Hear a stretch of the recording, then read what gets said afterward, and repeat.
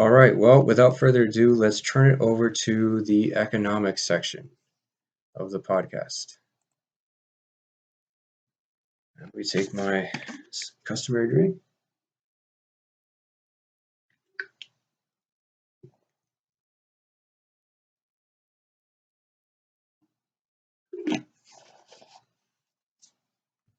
All right. Yeah, I really did not mean to demean like those on the Catholic right. Like, it's just a subset of them. I should have said probably alt-right, but yeah, the Catholic alt-right. There we go.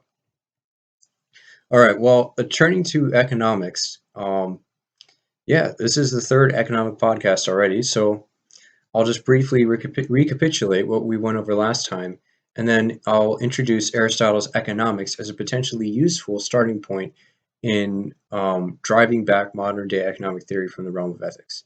Um, this episode contains a summary of Aristotle's economics, not a critique of it, so don't get upset that I don't respond to certain objectionable things, since I will be critiquing it in the next economic episode.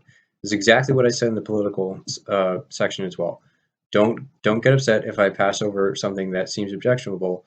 It's it's just so that we don't construct any straw men, and we make sure that we're dealing with the authors fairly and trying to help them produce their best argument before engaging with them and before knocking down a straw man.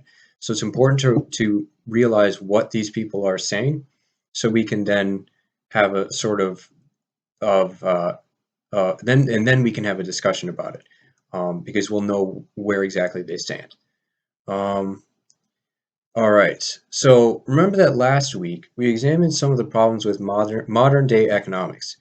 The content of philosophy, psychology, and politics to some degree or another has been inappropriately appropriated by economics today. In the first place, positive economics makes value claims based on which course of action ought to be done, which is squarely on ethics turf. Oh, excuse me. And negative economics presupposes the idea that humans are materialistic, consumerist animals. In the second case, economics has also made some absurd claims about models of human behavior, such as, um, you know, well, yeah, like, people always act in their rational self-interest and, defined as, whatever they feel like, whatever their interest is in, um, which is simply not true, or has been contradicted by a lot of psychological findings. Again, not that I'm saying that psychology is doing great on its own. It has a replication crisis going on right now, which basically means they've done a bunch of studies and people are trying to redo those studies and they're not able to replicate the results. So as a result, a lot of psychological studies are kind of being called into question.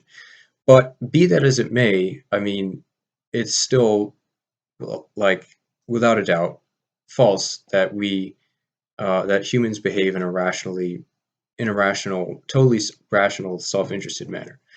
Um, yeah, and this is something we can go over in the psychological section of the economic section when we get to psychology. I'll expand on that further. So, yeah, don't get mad that I didn't support that argument there. I'll be supporting it later.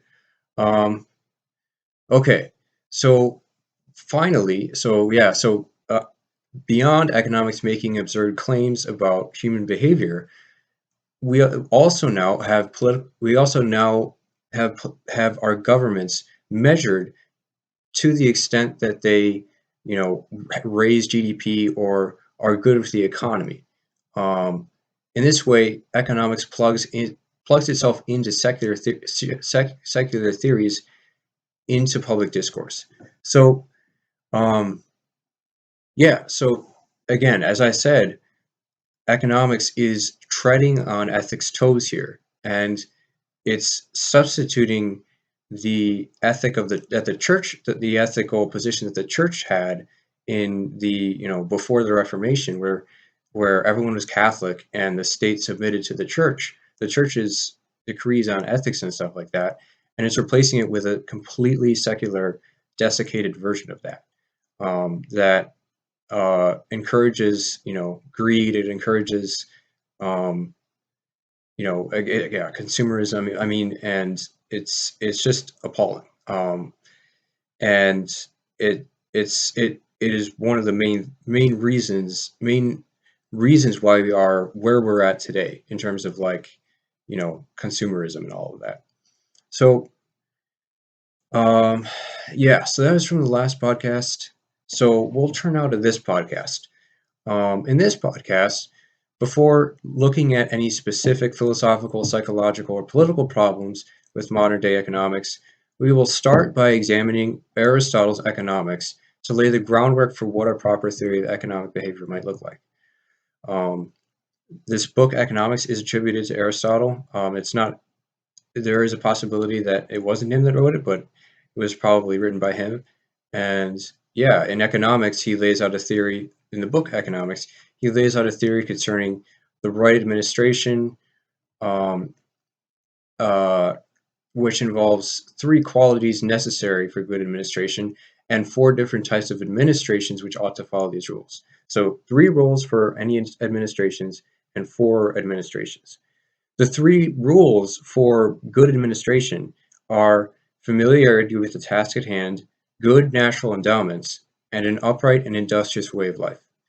The four different types of administration which ought to follow these rules are the administration of a king, that of governors under him, that of a free state, and that of a private citizen. For the administration of the king, Aristotle states that this is the simplest and most extensive of the four, while the governor's administration is the second most simple and second most extensive, and so on and so on and so on. So Aristotle then argues that the administration of the king, well, okay, this is what I was just saying before. The administration of the king theoretically covers everything, but in practice is restricted to currency, exports, imports, and expenditure. Um, the administration of the governors is concerned with six types of revenue, from agriculture, special products of the country, markets, taxes, cattle, and other sources. Concerning the free state, Aristotle argues that the most important source of revenue in the special products is the special products of the country. Others include revenue from markets and occupations, as well as everyday transactions. Now, I'm going to be honest, I don't know exactly what Aristotle means when he says um, uh, what the free state exactly refers to. I would imagine it's something like a uh, a city within a larger empire, something like that. That still needs to make its own rules on a more local level. But I can't say that for sure. All right, so finally, we have the administration of the private citizen, where there are three sources of revenue: agriculture, everyday practices, and interest on money. The administration of these four types of administrations, king, governor, free state, citizen, is further based on one common principle. Expenditure must never exceed revenue, i.e., you can't spend more than what you have already. Try telling that to a bank in America today. Um, Aristotle now distinguishes between management of the nation, which he describes as a group of citizens with enough means to live a civilized life, um, and he argues that the management of the house comes before or prior to the management of the nation, since the household can exist without the state, but not the state without the household. So Aristotle now proceeds to lay out two components of a household: the persons in it and material goods. Um, so again, this is what is really interesting about this work. He's not really focused on city on the politics of an empire or governors or or the free state. He's solely concerned with the administration of the household, um, because if he tried to go into those other realms, that would be politics and not economics. Because economics, I think, in the Greek means like management of the household. Um, so again, this gives us a really important first clue as to what economics might look like. It's the management of a household, not necessarily applying to um, Well, it may or may not apply. I really don't know. I have to go through this with you guys as well because again, I don't know. But it might also include um, higher positions that are higher up, but the fundamental part of uh, economics should center itself around um, the household and how it runs. If Aristotle is correct. Um, So yeah, he argues that the management of the house comes prior to the management of the nation, since the household can exist without the state, but not the state without the household. Aristotle now proceeds to lay out two components of a household, the persons in it and material goods. In terms of the materials in it, Aristotle argues for the necessity of certain occupations, such as farming, to provide materials for the house. In terms of the persons in it, Aristotle distinguishes the wife, who has the first claim to the house in virtue of their relationship, from slaves. With respect to slaves, Aristotle further distinguishes between a chattel slave and one who is in a position of trust. He goes on to consider an argument that slaves should be given work, chastisement, and food, and argues that they should be given a good example by the master and mistress of the household. Sorry.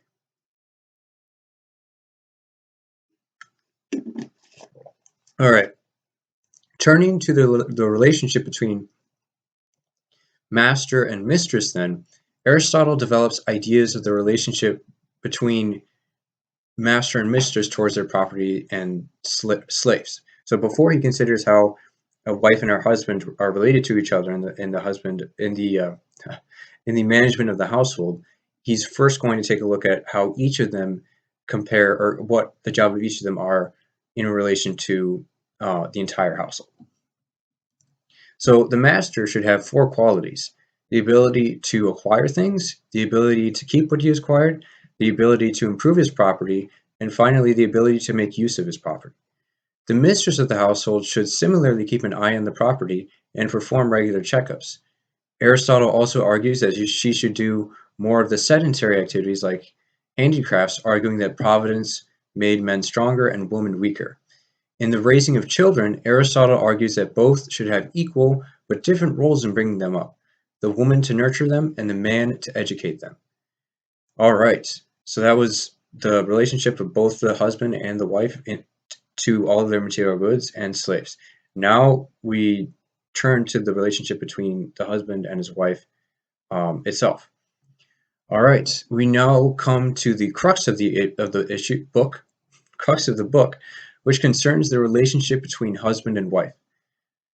Towards the beginning of the book, Aristotle comments on the special union between man and woman and argues that this union is greater than even those seen in the higher animals in nature, since the purpose of the union is not simply to keep on existing, but to keep on happily existing.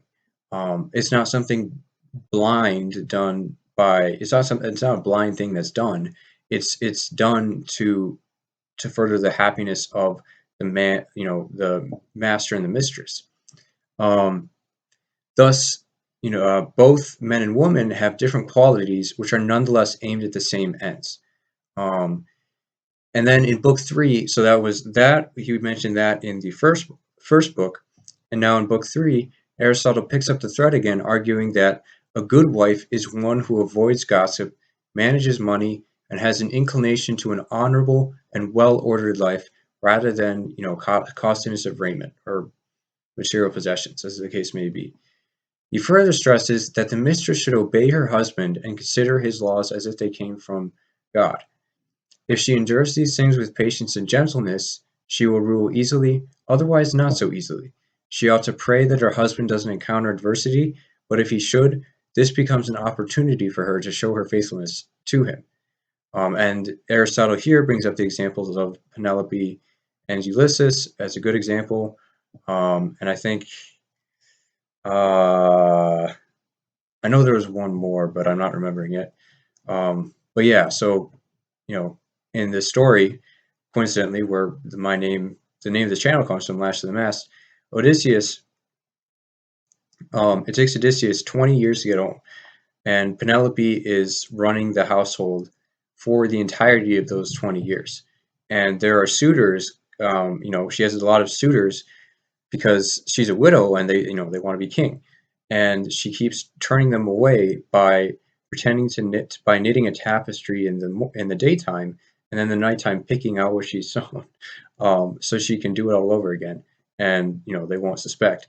But basically, she waited 20 years for Odysseus to come back, and was faithful to him for that whole time. And Odysseus was also faithful to her, and so when the time came for their reunification, it was a credit to both of them. Um, yeah. So that had to do with the wife. Flipping the script, Aristotle argues that the wife's training should be the object of her husband's unstinting care.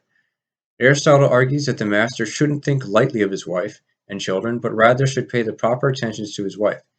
He also argues that the master has a duty not to be promiscuous, since the master is the mistress's possession. Beginning quote. It is fitting that the man should approach his wife in honorable wise, full of self-restraint and awe, and in his conversation with her should use only the words of a right-minded man, suggesting only such acts as are themselves lawful and honorable, treating her with much self-restraint and trust, and passing over any trivial or unintentional errors she has committed. And furthermore, so that's end quote, and furthermore, beginning quote, between a free woman and her lawful spouse, there should be a reverent and modest mingling of love and fear. For of fear there are two kinds: the fear which virtuous and honorable sons feel towards their fathers, and loyal citizens towards right-minded rulers. Has It also has for its companions reverence and modesty. But the other kind, felt by slaves for masters and by subjects for despots, who treat them with injustice and wrong, is associated with hostility and hatred. And this just brings to mind some well-known phrases from the Bible, like the fear of the knowledge is the beginning of wisdom, and the fear of knowledge is, and then it goes on to say like a bunch of other things that the fear of knowledge is the cause of. And that's sort of the same thing here. Is like you know the reason why you have fear is because your body is not really your own in a sense. It is your own, but you have to use it according to the dictates according to the tendencies that God has set up in you, and that's for on a natural level. That's for the single man to be with a single woman, and for until one or the other dies, and to raise children. Um, and that's basically what Aristotle is saying here. That yeah, and this is why we should come into it with fear, because you don't want to break that relationship, you don't want to strain that relationship, and um, just the otherness of the person is also something that is strange. And yeah, just the whole thing, it's very awe-inspiring and shouldn't be you know demeaned or made fun of. Um, so end quote. And then this, well, so I ended quote before, but this fear combined with a sense of modesty should be the way that husband and wife should regard each other. And then beginning quote, in all these precepts, it is clear that the poet is teaching husband and wife to dissuade one another from whatever is evil and dishonorable, while unselfishly furthering to the best of their power one another's honorable and righteous aims. In conclusion, then, we have taken up Aristotle's economics as a starting point for developing a working Catholic economic theory. In this episode, we simply presented Aristotle's economics, withholding opinion until the next episode. So we'll be critiquing this work in the next episode. In economics, Aristotle identifies 4 types of administration, along with 3 rules for their implementation. These 4 types of administrations are the king, the governors, the free state, and the private citizen. The 3 rules for the proper administration of the king, the governors, the free state, and the private citizen are familiarity with the task at hand, good natural endowments, and an upright and industrious way of life. Furthermore, Aristotle argues that the bedrock principle for all 4 of these administrations is that expenditure should never exceed revenue. So don't end up with a loss on your balance sheet. Turning now to the administration of the private citizen, Aristotle posits 2 things that a household is made up of: the persons in it and the material goods and slaves, which he argues should be treated, fairly humanely, although he does say it's chastisement. we'll get into that in the next episode. Maybe jumping the gun a little bit there. He argues that Aristotle argues that the man of the household should have four essential qualities: the ability to acquire things, the ability to keep what he has acquired, the ability to improve his property, and finally, the ability to make use of his property. Finally, Aristotle goes in depth into the relationship between master and mistress and argues for a certain fear and modesty of both of them, and that argues that the mistress should nurture the children while the master educates them. And Aristotle considers this union between the man and the wife to be the strongest there is. Um, all right, well, I think that pretty much does it for economics. It's going to be a bit of a shorter video today, it looks like. Well, for the full length podcast anyway. So yeah, just remember my announcement. Oh yeah, I also have another announcement to make as well. I'm going to be moving the gaming podcast to Thursdays, not Mondays, just because we've been dealing with a ton of technical issues, and also it gives time to prepare, better prepare for each. So yeah, that's not going to come out tonight, but don't worry, that will come out on Thursday. All right, and then also remember uh, my other announcement, which was that I'm going to be trying to read up as much on the Ukraine-Russian war that I can, and hopefully present something informational to you guys uh, within the next like month or month and a half. All right, I think that's about everything. Thank you again for watching, especially if you made it this far. You were truly a hero if you made it this far. I barely made it this far. So thank you all, and God bless you. See you next time.